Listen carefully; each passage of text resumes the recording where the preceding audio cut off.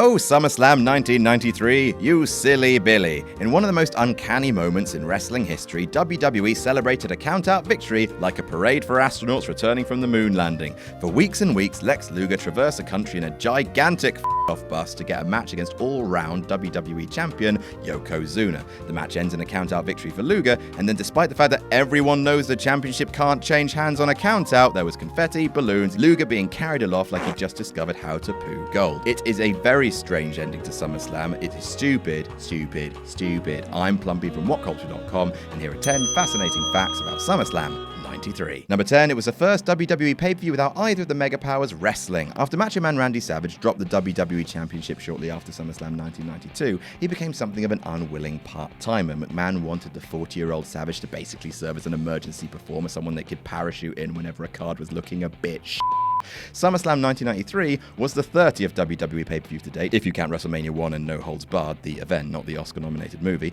and it's the first to not have Savage or Hogan wrestle. The only 3 pay-per-views in general that Hogan had missed prior to SummerSlam 93 were SummerSlam 92, Survivor Series 92, and Royal Rumble 93 because of the whole national steroid lying scandal thing. Savage wrestled in all 3 of those shows in high-profile matches. Savage did appear at the 1993 SummerSlam, but in a visibly peripheral role, introducing Adrian Neville's father, Aaron Neville, prior to the main event. Number 9, Ted DiBiase left WWE after his loss. The $1 Million Man had played a role in every SummerSlam, including main eventing the inaugural show in 1988.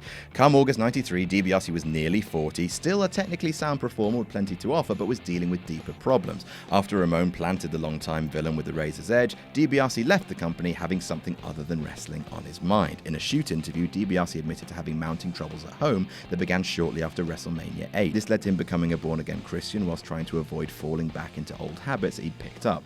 Working a less grueling schedule allowed him to rebuild his ailing marriage, as well as keeping himself on a better path. Number 8, the Steiner brothers' sister accidentally broke kayfabe. SummerSlam 93 emanated from the Palace in Auburn Hills, Michigan, the home state of then World Tag Team Champions Rick and Scott Steiner. Their match against Jim Cornette's Heavenly Bodies was a fast-paced collection of dazzling spots with the Steiners coming out on top, long before some awful, loveless cock decided that every wrestler needed to lose in their home state. Prior to the match, Todd Pettingill interviewed the Steiners' mother and sister at ringside, and what an interview it was. The real comedy was Mama Steiner acting like she wanted nothing to do with Pettingill, which I believe. Tom Pettingill is hard work, but their sister Crystal had herself a charming little goof, accidentally referring to brother Rick as Rob. Well, she wasn't wrong, his real name is Robert Rechsteiner after all, but then Vince had her shot for breaking kayfabe, and that was the right thing to do. Number 7, it was the first SummerSlam with no IC title change. WWE made the mistake of selling the Shawn Michaels Mr. Perfect Intercontinental Championship match as one of the greatest matches of all time before it even happened. Certainly on paper the match sounded like it would be a classic, but in reality it was a slow and clunky battle that ended in a count-out win for Michaels. It wasn't terrible, but the hype promised much more. The match, however, did make history, as it was the first SummerSlam in which the Intercontinental title did not change hands. From 1988 through 1992, a babyface was crowned new champ every single time. In 1993, there would be no third reign for Mr. Perfect, ending that streak. In fact, from 1988 through 2003, there were only 4 instances when the Intercontinental belt did not change hands at SummerSlam.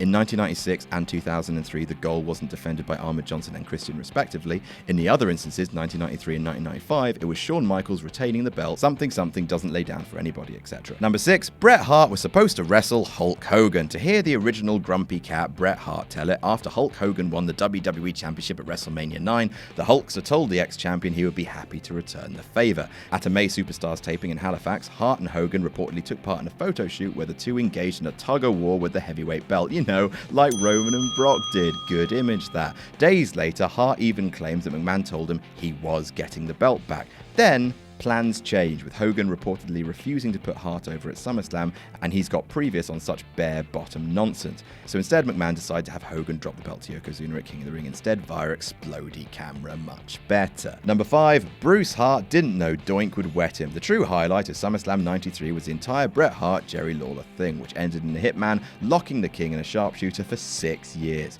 Before that, Someone got ribbed as part of the angle where Lawler insulted the entire Hart family. Brothers Owen and Bruce were in the front row to cheer Bret on. When Doink entered to replace Lawler, who was faking an injury, he carried 2 steel buckets. The first one was filled with confetti, which was dumped onto a group of fearful ringside. Yeah, got him. Doink then acted like the second one had confetti in it too, and he taunted the Hart brothers with it, only to splash a gallon of water directly into a surprised Bruce's face. According to Bret, Bruce was intentionally not made aware that water was going to be used. Lol. I would hate that. Number 4, Bret Hart legitimately tried to hurt Jerry Lawler. Lawler gave up the injury ruse when he snuck into the ring and walloped Bret with one of his crutches. Problem was, Hart had previously been legitimately injured by Jerry Lawler in the show-closing attack in 1993's King of the Ring and still felt residual pain from the apparent carelessness.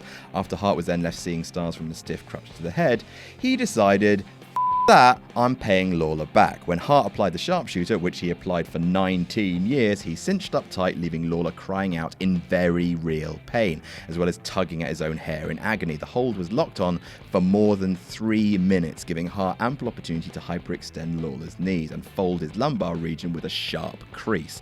Hart recalls Lawler couldn't even walk when he got back to the locker room. Number 3, it was the end of Mean Gene. SummerSlam 1993 wasn't just a swan song for Ted DiBiase. Mean Gene Okerlund, WWE's then most prolific interviewer and one of its most identifiable non-wrestlers, finished up with the promotion after more than 9 years of bringing leathery gravitas to Vince's insanity. Okerlund would go on to say years later that he would have been happy to re-sign with the company, but was never actually offered a new contract. Oh, okay, well, bye, Gene, then, I guess. He does say he left on good terms before quickly ending up in WCW. At Fall Brawl held 3 weeks later, Jesse Ventura gave a not-so-subtle hint that Okerlund's arrival was imminent. Number 2, Lex Luger really did tour in the Lex Express. In early July 93, Lex Luger put over Bret Hart at a house show in Seattle. From that point until SummerSlam on August 30th, Luger did not wrestle once, save for one match with Yokozuna in Memphis a week prior to the pay-per-view.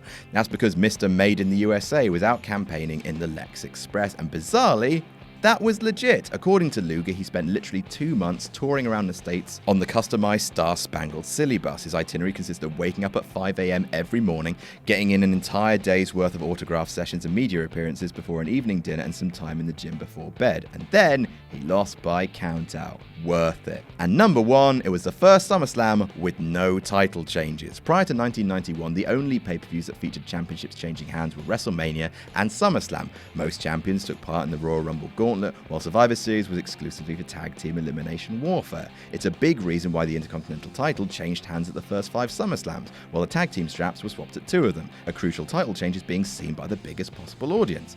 When Lex Luger's title win became a stupid win, it capped off a somewhat disappointing evening where very little change occurred. Both singles titles matches ended in countouts, while the Steiners kept their tag team belts in a win over the Heavenly Bodies. I mean, it's not automatically wrong that there are no title changes, it's just a really stupid SummerSlam.